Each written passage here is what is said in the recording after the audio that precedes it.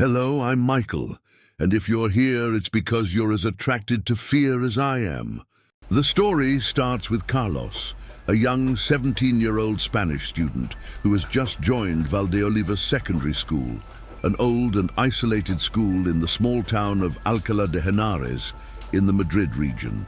The school, which dates back to the 19th century, has an imposing architecture, but at the same time cold and gloomy, with long, poorly lit corridors. During the day, the school is filled with laughter and conversation, but at night, the place takes on an aura of mystery, with walls that seem to whisper ancient secrets.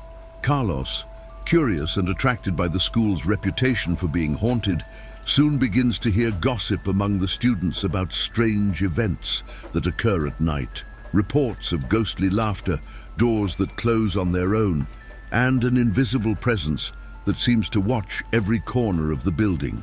Although the other students avoid talking about it, some details begin to become clear to Carlos, like the old woman room 213, where no one dares enter after dark. As the rumors gain momentum, Carlos finds himself intrigued. However, what starts as simple curiosity soon turns into a challenge. During the first week of school, he and his friends decide to explore the school at night. They want to prove that these reports are nothing more than simple urban myths created to scare newcomers. However, as they begin to explore the school's dark hallways, something changes in the air. Carlos feels a constant presence, as if he were being watched. Meanwhile, the relationship between the school's students begins to intensify, and a group of eccentric students, known for their connection with the occult, warn Carlos and his friends about the dangers of messing with what they don't understand. There is something about the school that should not be disturbed, something that dates back to macabre events decades ago linked to the school's founding. Carlos, with his thirst for answers, decides he needs to explore the school's history further.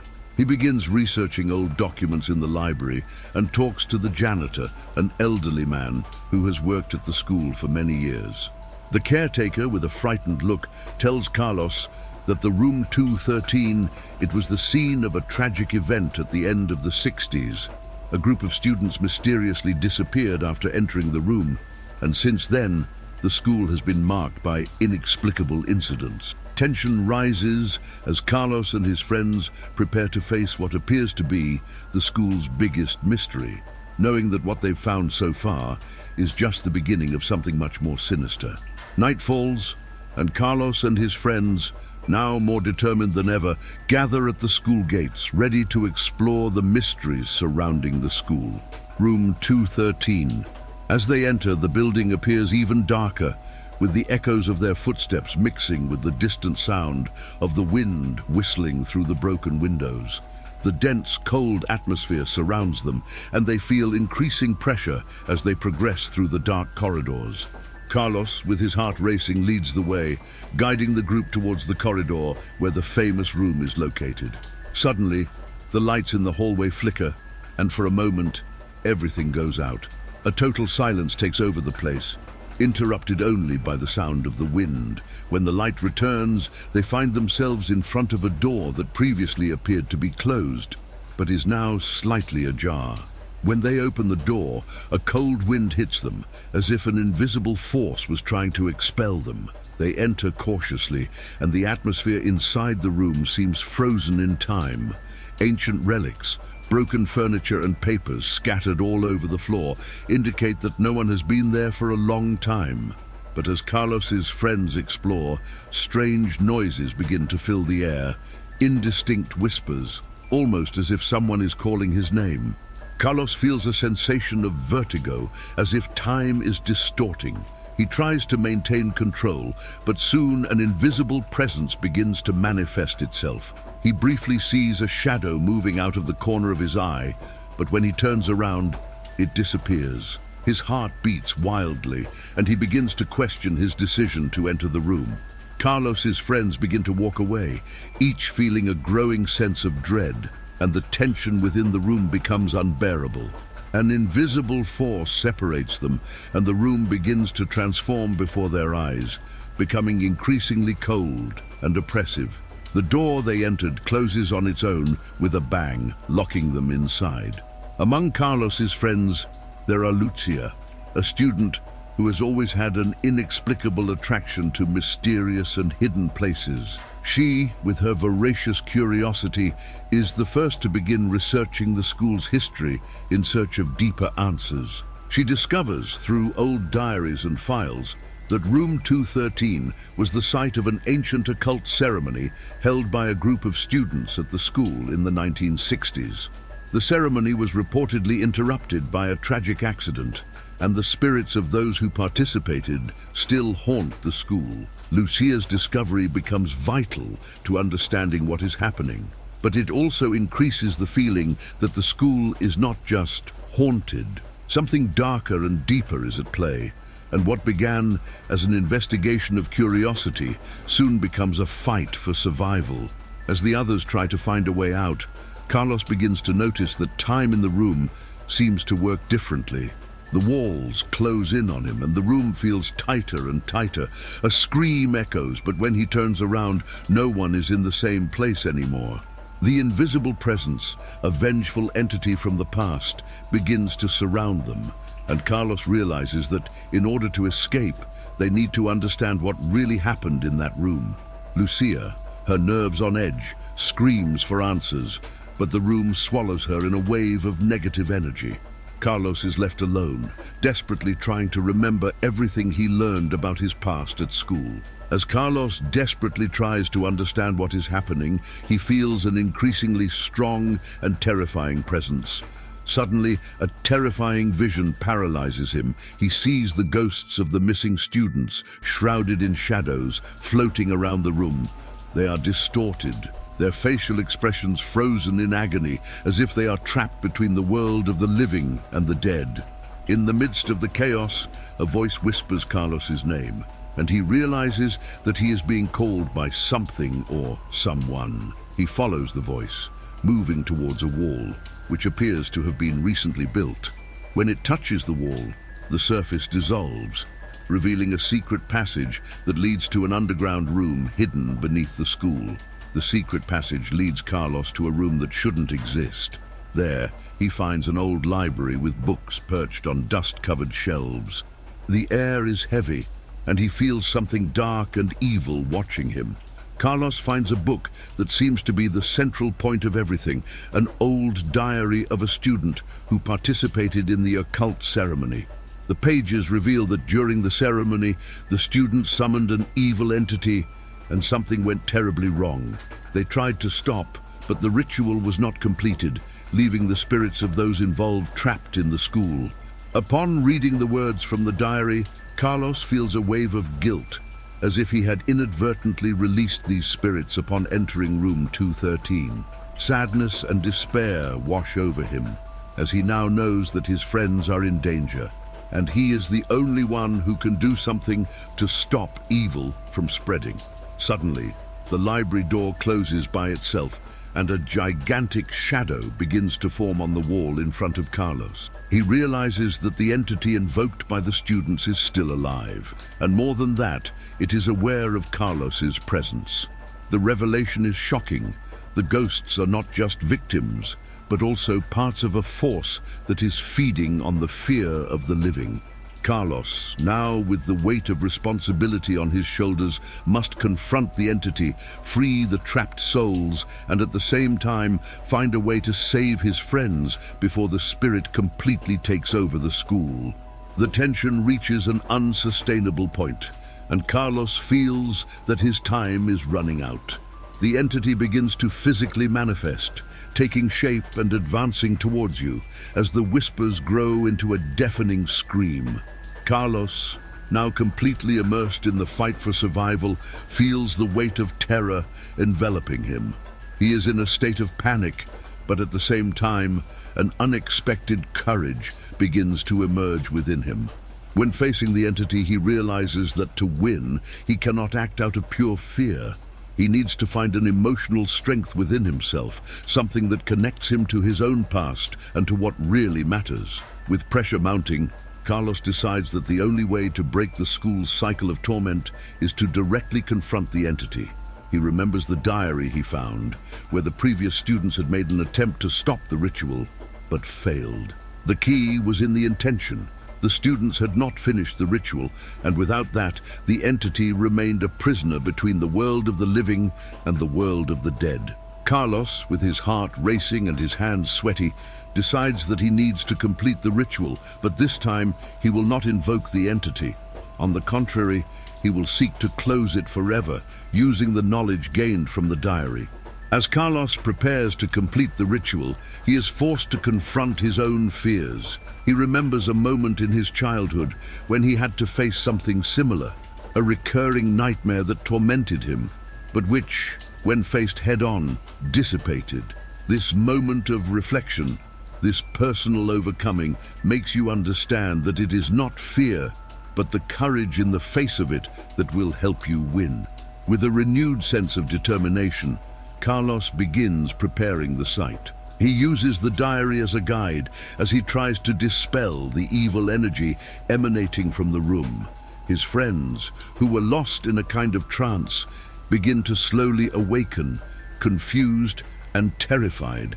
Lucia, who had been separated from the group, finds Carlos and wordlessly joins him in trying to finish what the others couldn't. As they progress through the ritual, the entity becomes more aggressive, trying to interfere. Carlos feels an intense cold, as if his soul is being pulled, but he maintains his concentration. He begins to notice that, as the ritual progresses, the entity's presence begins to dissipate. The room, which was previously in complete darkness, begins to gain light, as the entity is forced to retreat. During the process, Carlos realizes that, to release the spirits trapped in the school, he will also have to make a sacrifice. The entity demands a price, and that price will be the life of one of those present. Carlos knows he may be the only one to survive, but the choice of letting the evil continue or saving his friends weighs on his shoulders. The pain and sadness of a possible loss affects him deeply, but he also knows that for everyone to be saved, he needs to do what is necessary. With a heavy heart, Carlos makes a difficult decision. He cannot abandon his friends, but he also understands that the ritual needs to be completed so that the school can finally be freed. The sacrifice, although not physical, is emotional. He chooses to face the suffering and continue, knowing that everyone's lives may depend on this last action. Carlos and Lucia are in the last stage of the ritual, feeling the pressure of the entity with each breath. Room 213, once silent, is now filled with a palpable energy, as if the space itself is distorting. The walls shake, the furniture moves on its own, and the lights flicker intermittently. With every step Carlos takes, the feeling of danger grows, and he knows that the decisive moment is near. The entity, a colossal shadow, begins to manifest itself in its most grotesque form. She floats above them, her eyes glowing with a demonic intensity, and the psychological pressure she exerts on Carlos and Lucia is overwhelming. With each word of the ritual that Carlos pronounces, the air becomes heavier, as if space itself were being swallowed by a dark force. The entity screams, a voice so deep and shrill that it reverberates in everyone's bones. The shadow quickly approaches Carlos, threatening to engulf him, but he does not retreat. His voice becomes firmer, his determination unshakable, as he continues the spell. Lucia, by her side, holds the diary with all her strength, as if that small book was the only thing that kept them connected to the real world. Suddenly, at the height of the ritual, the shadows become so thick that they seem to cover everything around them. Carlos, feeling the weight of the universe on his shoulders, recites the last line of the spell, and with a snap, room 213 lights up. The light is so intense that it momentarily blinds them both. When the light dissipates, what was once a chaos of darkness and dread now becomes a peaceful, empty space. The entity disappears with one last scream, its power dissipating like smoke. Carlos and Lucia fall to their knees, exhausted but relieved. The air around them calms, and the feeling of terror that once enveloped them disappears. The school is finally at peace. the spirits freed. But what really happened to the entity? And what else was behind all this? When the tension dissipates, Carlos stands up looking around. The school, which was once full of evil echoes, now seems silent and empty. But as he approaches the door, one last revelation surprises him. He hears the sound of a door creaking in the background, and when he turns, he sees a familiar shadow in a distant corner. He is no longer alone. The entity, which had apparently been banished, still watches, no longer as a physical threat, but as a constant reminder. With one last look, Carlos understands that the battle is not over, but peace has finally come to those trapped in the school. The entity may have dissipated, but the lessons he learned about courage and sacrifice remain, and he knows that although the evil has been faced, the echoes of his actions will still resonate. After the intense battle against the entity, the school seems to return to normal, but Carlos and Lucia know that peace may be temporary. The missing students will never be found again, but their spirits have finally been freed from eternal suffering. Carlos, now more aware of his own limitations and his inner power, begins to realize the importance of the choice he made. Not only did he manage to save his friends, but he also faced his own demons and overcame his fear. The school, though silent now, bears the scars of what happened. The building, with its dark walls and corridors, will forever be a reminder of what lurks deep within the city's history. Although the terror has dissipated, the memory of what happened there still haunts Carlos and Lucia. They know that the actions of a past generation have left an indelible mark, and that evil, although temporarily vanquished, will always find a way to return. As the story comes to an end, some questions remain unanswered. The diary, which contained the secrets of the ritual, is lost in the chaos of the battle. Were Carlos and Lucia really free from the entity, or was it just waiting for the right moment to return? The school, now apparently peaceful, carries an invisible weight. The ghosts of former students may be at peace, but what about those who were lost during the ritual? The story, in essence, left more questions than answers, and the psychological scars left by the events will linger on Carlos and Lucia. Carlos reflects on the choices he made, while Lucia, still recovering from the shock, begins to process the depths of everything they have experienced. Together, they know that although they have defeated evil, they will never be the same again. They don't talk about what happened in detail, but in each of their eyes, there is a silent understanding that the terror never completely disappears. The end of the story, although full of relief, is also permeated with a sense of melancholy. Carlos and Lucia, now more united than ever, continue their lives, but each bears the emotional scars of an event that changed them forever. They know that although the school seems quiet and peaceful, the echoes of their past haunt the town, and the history they lived through will be a constant reminder of what happened. But despite everything, peace prevails for now. And as Carlos and Lucia look to the future, they know that the real battle was not against the entity, but against their own fears and the courage to move forward, even when the darkness seemed insurmountable. After the completion of the ritual and the temporary peace brought by the defeat of the entity, Carlos and Lucia follow different paths, but always with the memory of what they experienced. Although the evil has seemingly been eradicated from the school, the emotional scars remain on both of them. The experience transformed them, and their lives would never be the same. Carlos, now more mature and introspective, found a new perspective on life. He began to see the world differently, more attentive to what lies beyond the surface. He decided to study history, with a specific focus on ancient mysteries and the occult. He felt that his mission was not yet complete, and that his involvement with the supernatural would not end there. The school, although now empty and lifeless, continued to call him, as if it were a place of learning and at the same time of warning. Lucia, on the other hand, moved on with her life, but the trauma of everything that happened still followed her. She distanced herself from the past, leaving school behind, but sometimes she felt like she still heard the echoes of lost voices. Even with the feeling of freedom, Lucia was never again able to walk alone in dark places without feeling a shiver down her spine. She began working as a psychologist, trying to understand the limits of the human mind, but secretly wondered if the terror she experienced at school had left a mark that would never be erased.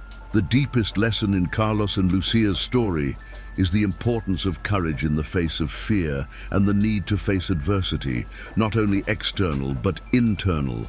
The terror they experienced at school was more than a fight against a supernatural entity. It was a battle against the very limits of the human mind, against the deepest fears and scars we carry from our pasts. Carlos learned that no matter how difficult the path was, he needed to continue, that the fight for survival and the truth is worth it, even if the price is high.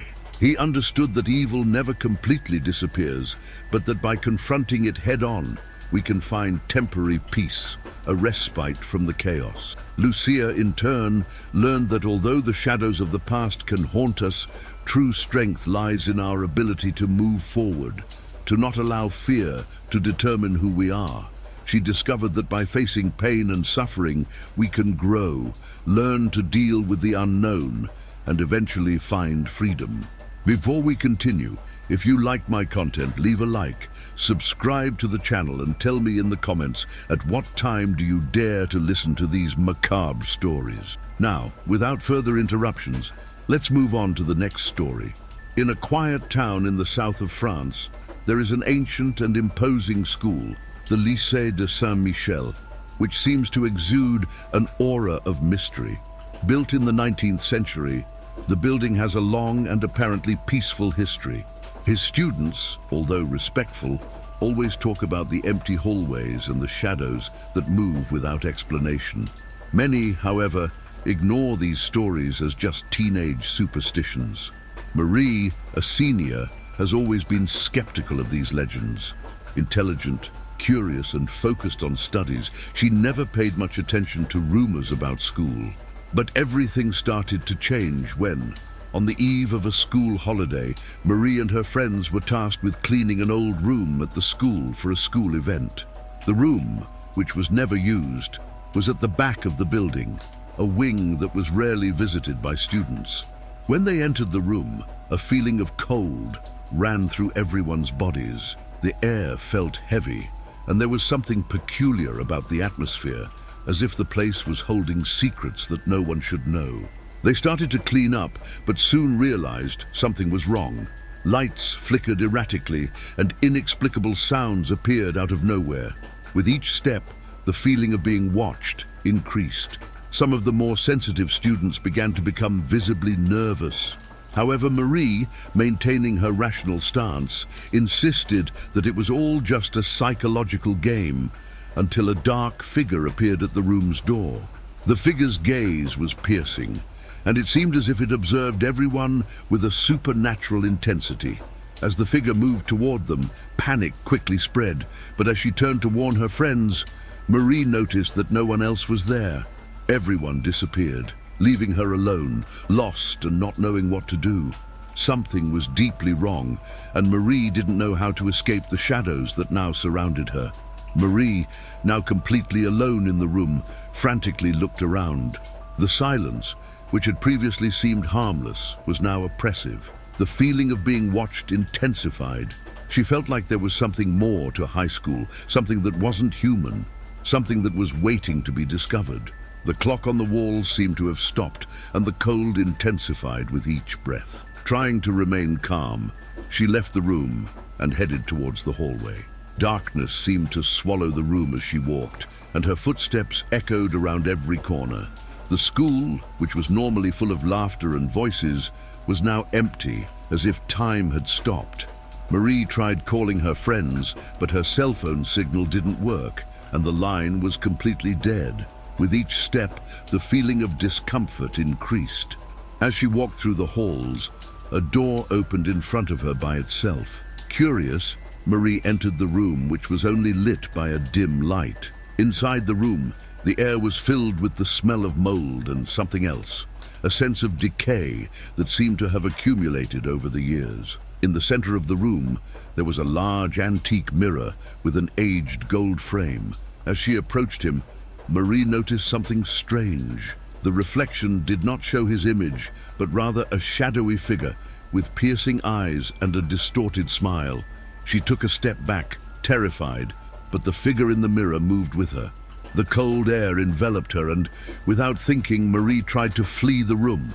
But when he turned to leave, the door was locked.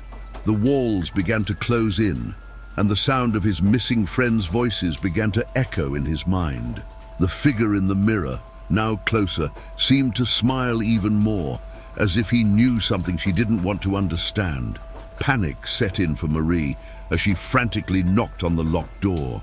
She knew something terrible was happening, but she couldn't understand what it was. The voices of his missing friends echoed, but they seemed distant, as if they were just fragments of the past. The walls of the school were closing in around her, and the feeling of oppression made her feel like she was being swallowed by the building itself. With each passing second, the presence of the figure in the mirror became stronger, more threatening.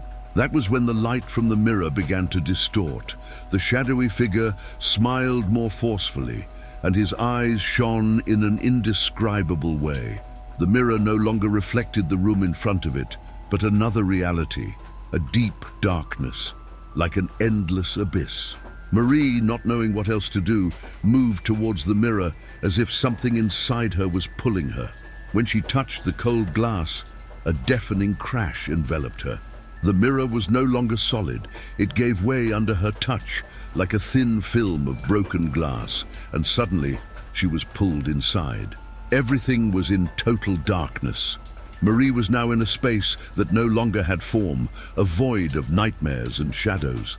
She tried to scream, but her voice was lost in the darkness. It was then that she realized she was no longer alone. The shadows around him began to move, and figures of former students with empty eyes and desperate expressions began to appear. They were there, as if they were trapped in the same place as her, condemned to wander forever in limbo. Among the shadows, a faint whisper was heard, incomprehensible words that seemed to come from a distant place, but at the same time so close that they chilled her to the bone. The mirror figure, now free of its reflection, appeared before Marie. His smile, distorted and malevolent, showed sharp teeth. The presence of that creature seemed to consume her from the inside, and fear took over her body. She wanted to run away, but her legs wouldn't respond. It was as if she was being pulled by darkness itself, trapped in a place where time didn't exist and death was a distant illusion. Marie felt an indescribable sense of terror, as if she had been transported to a parallel reality where death and madness were permanently intertwined. And it was at that moment, when she believed she was on the verge of the end, that school somehow revealed itself to her. The Lycée de Saint-Michel was not just an old building, but a portal between the world of the living and the world of the dead. That entity she had encountered, the shadowy figure, was not a mere manifestation of evil, but rather a presence that had been created by an ancient ritual performed by the students themselves. The entity fed on the energy of the living, and the school was its hunting ground. Marie, now shrouded in darkness and surrounded by ghostly figures, understood the gravity of her situation. The school was not just a place of study. It was a cursed land where the lost souls of former students were trapped, condemned to wander among the shadows. The entity, which previously seemed like just a threatening presence, now revealed itself as an even more ancient and terrible being than she imagined. Marie understood that the key to escaping that prison was not just fighting fear, but understanding what had really happened in that place. She remembered the stories her teachers told about the Lycée de Saint-Michel, stories that seemed like mere legends. There had been talk about a number of students who had mysteriously disappeared over the years, always before big festivals or events. The truth, however, was hidden within the school walls, in ancient black magic rituals performed by students in search of power. The mirror, which was apparently connected to the entity, was, in fact, a portal that connected the world of the living to that of the dead. Fear and despair began to turn into a force Marie didn't recognize within herself. She couldn't be another victim of that place.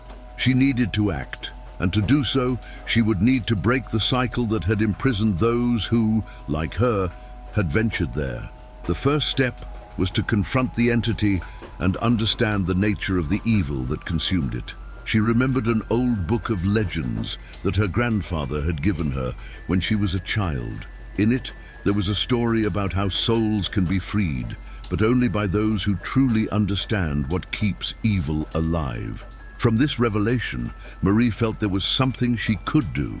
She knew that the mirror was the center of the entire curse, and if she could find a way to destroy this portal, the souls of the other students, as well as her own, could be freed.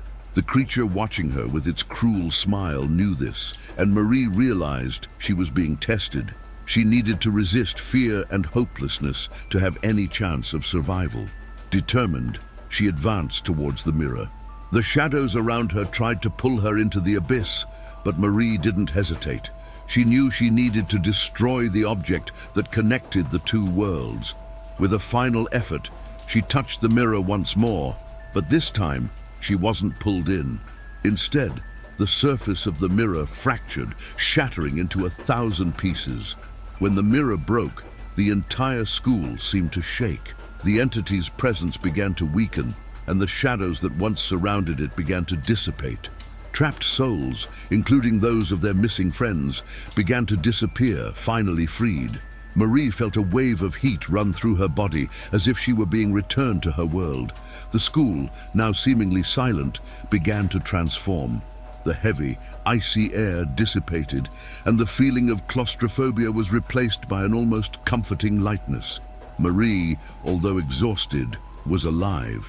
She had won the battle, but not without costs. The shadows that had haunted the Lycée de Saint-Michel were now at peace, and so was she. However, Marie knew that nothing would ever be the same. What she had experienced had changed her forever.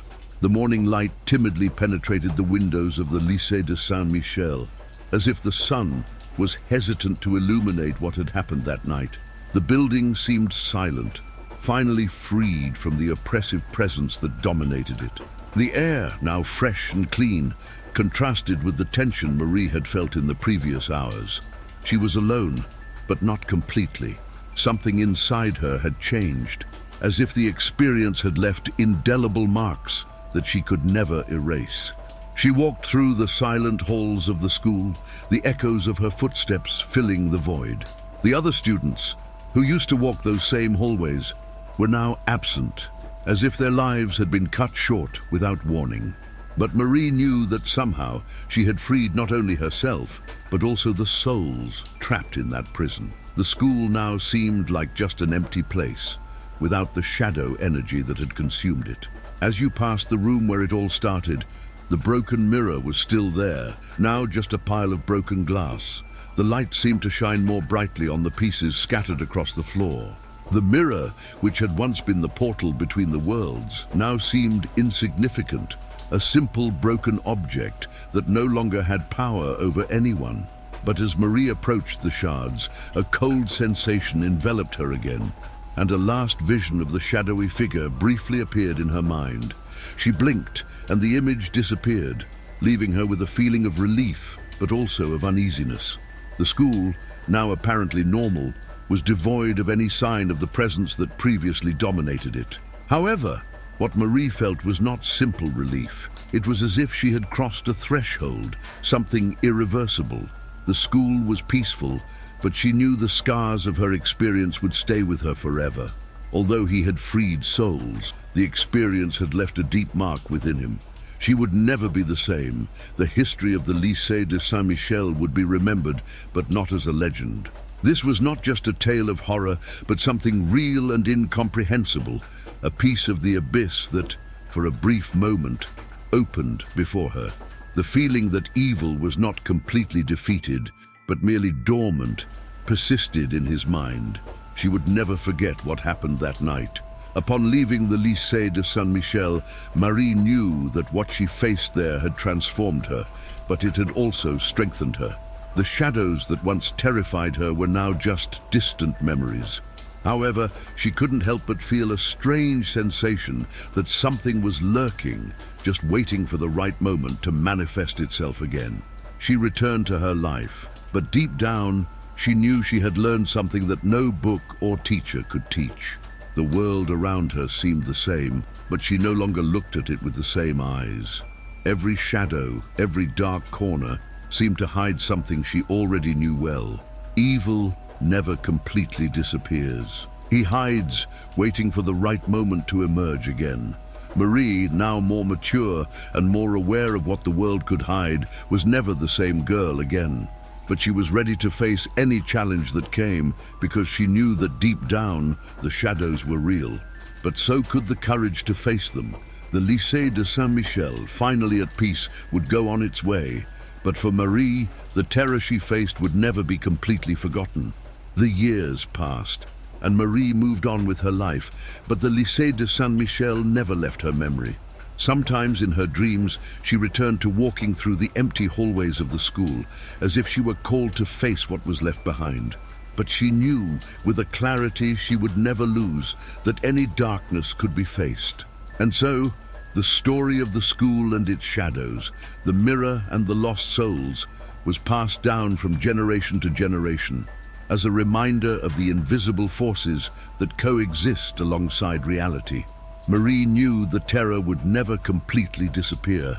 He just waited patiently for those brave enough to challenge him.